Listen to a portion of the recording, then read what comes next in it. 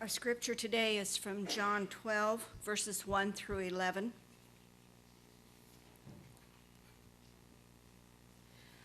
"6 days before the Passover, Jesus came to Bethany, the home of Lazarus, whom he had raised from the dead.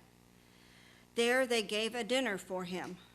Martha served, and Lazarus was one of those at the table with him. Mary took a pound of costly perfume made of pure nard, anointed Jesus' feet, and wiped them with her hair. The house was filled with the fragrance of the perfume.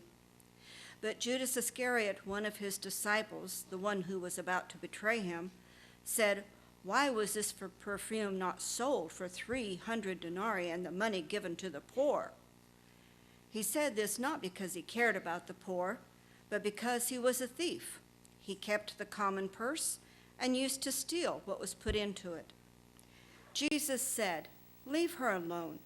She bought it so that she might keep it for the day of my burial. You always have the poor with you, but you do not always have me.' When the great crowd of the Jews learned that he was there, they came not only because of Jesus, but also to see Lazarus, whom he had raised from the dead. So the chief priests planned to put Lazarus to death as well, since it was on account of him that many of the Jews were deserting and were believing in Jesus.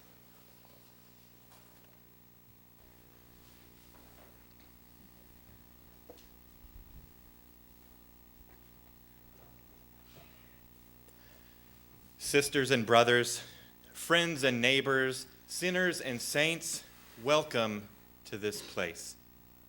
Welcome to the season of Lent, the season of the church year where we turn our attention to the story of Jesus being tried and executed on a cross, and then 3 days later coming back to life on Easter morning.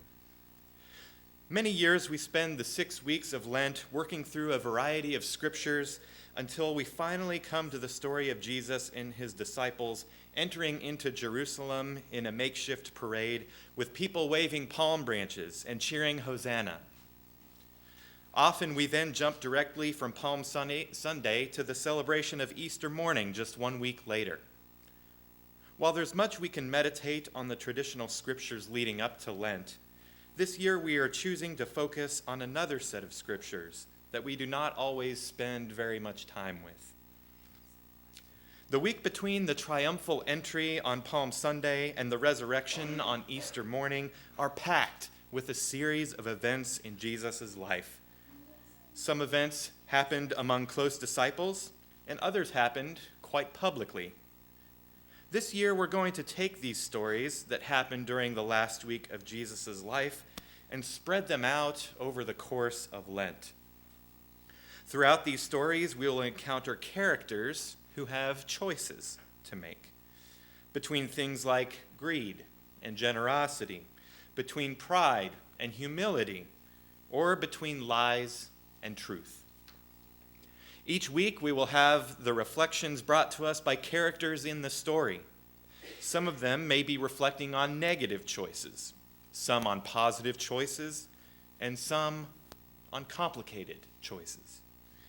Each of the characters will be reflecting on events that happened during the week between Palm Sunday and Easter. The time they are reflecting is on Holy Saturday. As the characters share with us, they are remembering the events of the past week of their lives. They have experienced the triumphal entry to the crucifixion, but they have not heard of the resurrection, nor have they seen the resurrected Christ. Some of the characters are on their own, while others find themselves with close friends or other disciples. They are all worried about what the future holds for them. This morning, we will hear from Judas and from Mary. The story comes the night before the triumphal entry into Jerusalem, as Jesus and the disciples are sharing a meal before what is sure to be an eventful day. On that Saturday, after Jesus' crucifixion, Judas is alone, in hiding, both from the various authorities who are out to get him, but also hiding from his fellow disciples. Mary is at home with her sister Martha. Let us listen as they share with us.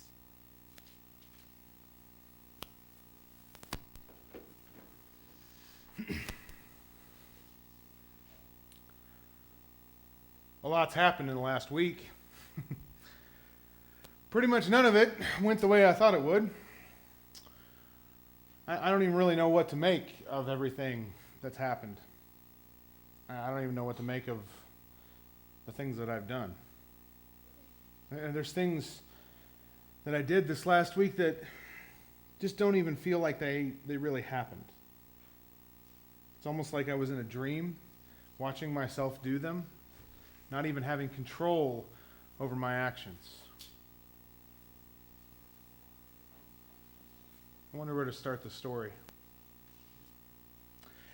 Maybe we'll start last week. Last Sunday, we had this big parade that Jesus and the other disciples, all of us, made into the city of Jerusalem. I mean, it was awesome. We marched into Jerusalem. There were people waving palm branches and shouting, "Save us." We were leading the revolution that we had all waited for so long. It was such an amazing moment. The night before, however, was kind of a different story. We were pretty nervous. We had plans for this parade, but we didn't quite know what to expect.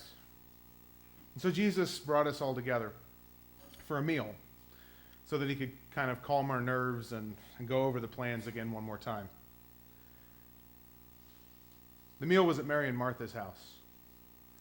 And boy, I tell you what Mary did at that meal, that was something else. That's going to bother me for a really long time. And yeah, sure, fine. After all the stuff that's happened this week, I'll go ahead and admit it. You know what? I've never liked Mary.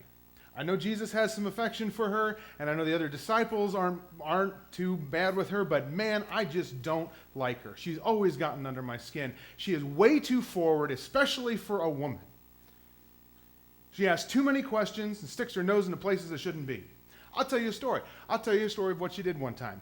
We were having supper at Mary and Martha's one other time, and Martha is in the kitchen getting the supper ready like she should, and Jesus and the rest of the disciples are over in the corner having the lesson for that day. And then Mary just walks on over and sits down like she's one of us real disciples. I mean, can you imagine that? A woman disciple? And what's worse, Jesus didn't even correct her. He encouraged her. He said she was doing the right thing. That one's going to bother me for a while, too.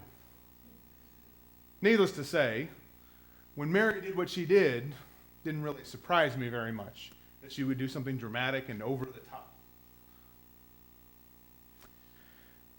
In any case, we were sitting there having supper. And all of a sudden, from the other room, Mary just walks in with this jar of perfume. I mean, this was one of the biggest jars of perfume that I had ever seen. It was huge and it was expensive. It was literally worth something like a year's salary. And she just walks into the room, walks straight over to Jesus, and dumps the whole thing on his feet and starts wiping his feet with her hair and kissing his feet. And yeah, I got problems with all of this. For starters, when she dumped that perfume, it was so strong of a smell that we all started coughing and had to open the window just to breathe. That's not the worst part, though. I mean, how indecent that was for her to do that kind of a thing. To let her hair down in front of a bunch of men? I mean, that's only the kind of thing that a wife would do with her husband in the bedroom. That or, prostitute. And then there's the money. Man, good grief. That perfume was worth a ton of money.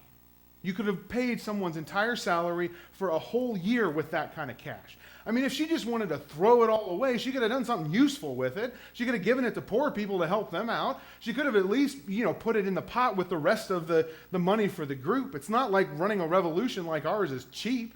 We could have used the cash. And yeah, I know you're suspicious of me because I'm the treasurer for the group.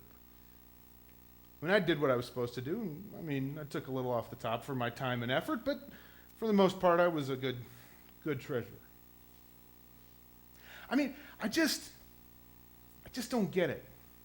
I don't understand why she did what she did. And I also don't get why nobody else in that room said anything that night. It's not like I was the only one who was in shock. You could see it on everybody else's face. Nobody said anything. Even Peter, who's got some ridiculous comment about everything, Peter said nothing. And so, yeah, I said what everybody else was thinking. How could you do that? How could you waste something so expensive?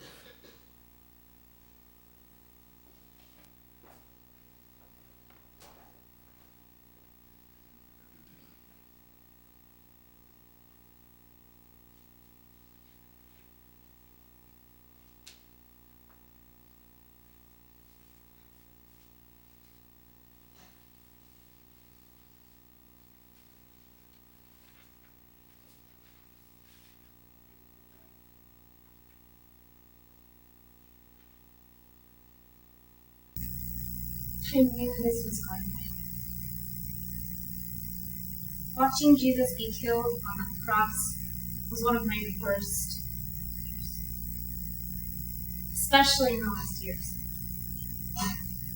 I always knew that Jesus was edgy. I knew he was saying things that were stirring up a lot of trouble, lots of powerful people. But I really started to get worried after what happened with Lazarus. It was just a few weeks ago, but it feels like forever. When Lazarus got really sick, we tried to send word to Jesus to have him come and heal him. We knew Jesus could do that. But Jesus took forever. It was like he intentionally waited extra days to come. I remember being so angry at Jesus for taking so long and not getting there before Lazarus died. I didn't realize that Jesus was really up to. Lazarus had been in the tomb for several days, so long that his body was starting to pose already. But Jesus went to the tomb anyway, and he shouted, "Lazarus, come out!" And all of a sudden, here comes Lazarus, waddling out of the tomb, still wrapped up in his burial cloth. I'm not sure I would have believed it if I hadn't seen it with my own eyes. Jesus really did bring my friend back from the dead. It was amazing. That's when it also started to get really scary. See, the Jewish leaders knew that it was one thing for Jesus to heal people, but to actually bring someone back from the dead? Oh my. It's a whole other thing. They were already scared enough that Jesus was getting too popular, and that he might be too powerful for them to control. But bringing Lazarus back to life really pushed them over the edge. News of what Jesus did spread like wildfire around the whole country. But so did the rumors that they were officially coming to kill Jesus. About that time, they also started to plot to kill Lazarus. I mean, after all, Lazarus was walking proof of what Jesus did. They couldn't just have Jesus or Lazarus walking around. And after what they did to Jesus yesterday, I'm even more scared for Lazarus. They might still be coming for him, just like they were able to kill Jesus. But why Jesus didn't save himself yesterday, I just don't understand. Why couldn't he save himself when I watched him do the things for others that he did?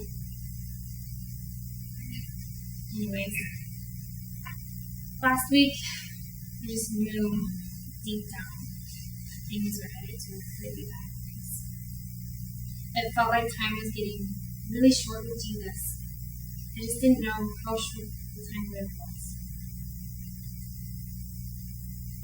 Last week, we were at supper the night before this big parade that they were planning. The whole time they were eating, talking, I just was overcome with this sense that I really needed to show Jesus my gratitude for everything that he is.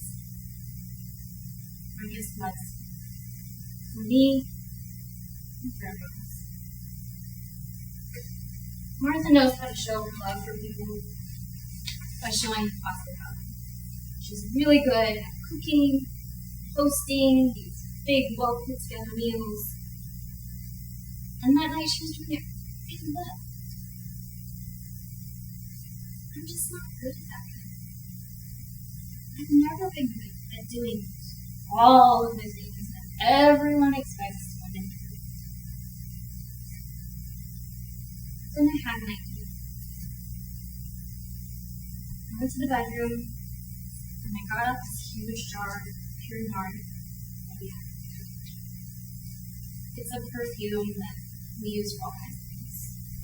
Everything from wearing around the house to even preparing a body for burial.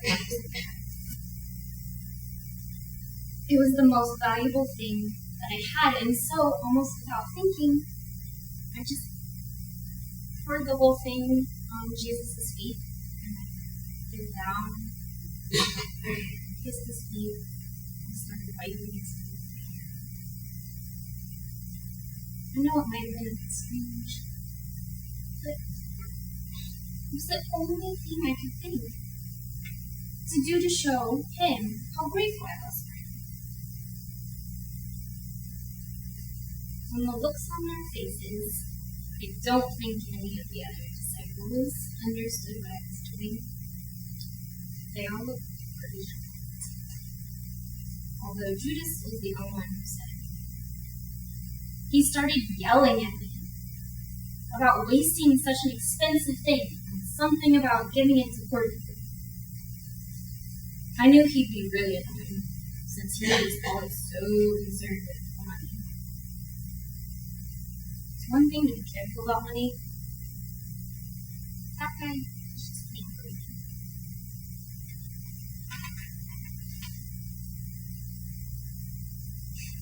The thing that Judas and everyone else didn't understand was that the perfume wasn't the most valuable thing to me that day.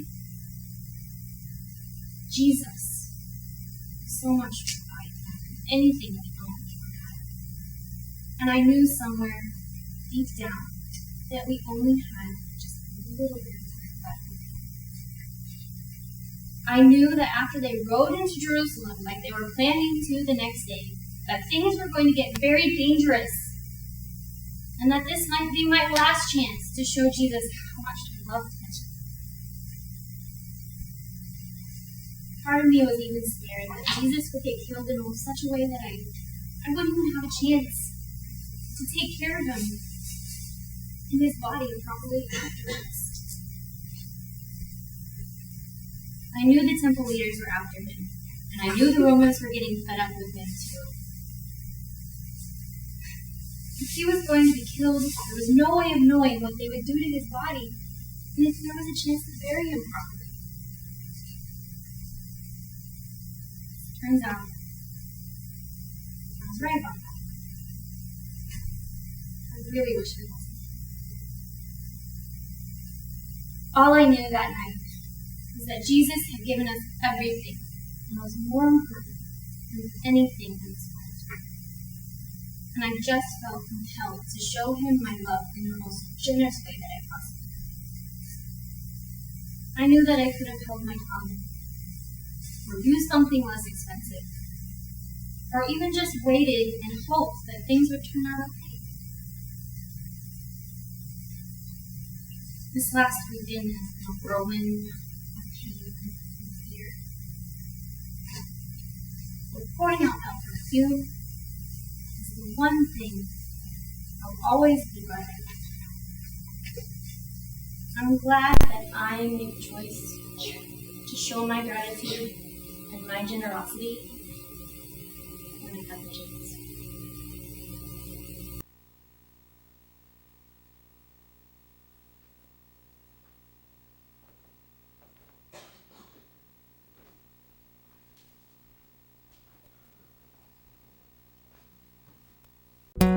Thanks for watching this video from the First Church of the Brethren in Wichita, Kansas.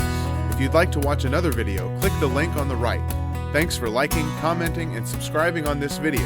And we'd love to have you join us on Sundays at 9:30 for Sunday school and 10:45 for worship. Everyone is welcome and you're invited.